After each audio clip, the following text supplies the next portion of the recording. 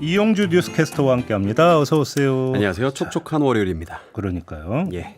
이번 주 계속 비 온다던데. 예, 맞습니다. 자, 오늘 어떤 이슈인가요? 자, 오늘은요. 푸틴의 정적이자 러시아 야권을 대표하는 인물 알렉세이 나발니가 결국 수감 중 사망했다는 이슈입니다. 시베리아 교도소에 있었다면서요? 예, 맞습니다. 이 나발리에 대해서 잠시 말씀을 드리자면요. 2011년 창설한 러시아 반부패재단을 통해서 푸틴과 고위 관료들의 부정부패를 폭로하면서 러시아에서 반정부 운동을 이끌었던 인물입니다. 네. 그리고 2021년에 사기, 불법 금품 취급, 극단주의 활동, 가석방 위반 혐의로 총 30년 이상의 형을 선고받고 러시아 최북단 시베리아 지역 야말로 네네츠 자치구 제3교도소에서 복역 중이었는데요. 네. 러시아 당국은 현지 시간 지난 16일 나발리가 산책 후 몸 상태가 좋지 않아서 의식을 잃었다면서 의료진이 응급조치를 했지만 사망했다고 발표했습니다. 이게 좀 사긴 잔타라는 거잖아요, 이게. 예, 그렇죠. 그 나발리가 이 수감 중이던 제3교도소는요.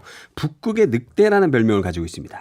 늑대 무리가 사람을 물어 찢는 것 같은 혹독한 추위로 악명이 높아서 이런 별명이 붙여졌는데요. 네. 이곳은 모스크바에서 북동쪽으로 약 1900km 이상 떨어져 있고요. 지도상으로 우리 유라시아 대륙의 정수리쯤 북극 바로 아래에 위치해 있습니다. 나발리가 사망한 날이 영하 35도였는데요. 차량 부동액도 오는 날씨에 사람이 산책을 나간다는 것 자체가 좀 이해가 잘 안 되지만 어쨌거나 이 나발리의 변호사 솔로비오프 변호사가 불과 이틀 전인 14일에 면회를 갔는데 그때 나발리가 건강했고 모든 것이 괜찮았다고 합니다. 때문에 건강하던 사람이 갑자기 의식을 잃고 목숨을 잃었다? 이런 이 러시아의 발표에 서방을 비롯한 많은 이들이 의구심을 품고 있습니다. 조금 전에 이제 속보 들어온 게 예. 이 시신이 경련으로 멍자국이 있는 채 발견됐다 이런 좀 보도가 들어왔다고는 하더라고요. 예, 그렇죠. 근데 그 지금 그 시신의 행방도 사실은 명확하지는 않습니다. 네. 예, 이런 보도가 들어오긴 했지만 그래서 나발리의 어머님, 모친이 아들의 시신이 교도소인 것 샬레하르트 마을로 옮겨졌다는 말을 듣고 찾아갔지만 영안실이 닫혀 있었고 그곳에 없었다는 말을 들었다고 합니다.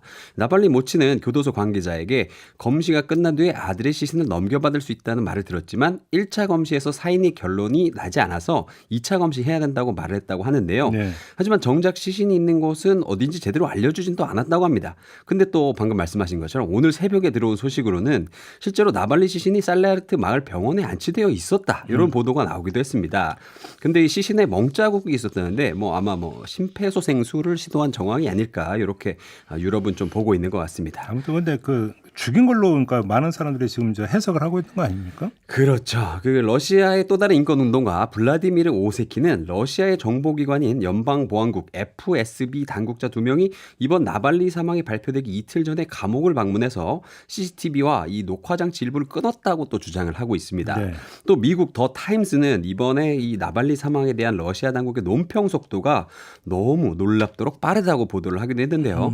이번 나발리 사망에 대한 러시아 당국의 그 논평 속도가 그 교도소 1980km 떨어진 교도소에서 발생을 한 사망 발표가 교도소, 국영TV, 크렘린 대변인을 합쳐서 총 7분 만에 완료가 됐다고 합니다. 그래서 일이 이렇게 속전속결로 착착 진행되는 것이 어쩌면 모든 게 사전에 계획되고 조율된 게 아닌가. 어쩌면 나발리는 발표된 시간보다 훨씬 전에 사망한 게 아닌가. 이런 음모론을 또 키우고 있습니다. 이제 그 전에도 암살 시도가 있었던 거잖아요. 예, 그렇죠. 2022년에 나발리가 실제로 그 시베리아 톰스크에서 모스크바로 가는 이 비행기를 타고 가던 중에 독극물 중독 증세로 혼수 상태에 빠졌던 적이 있습니다.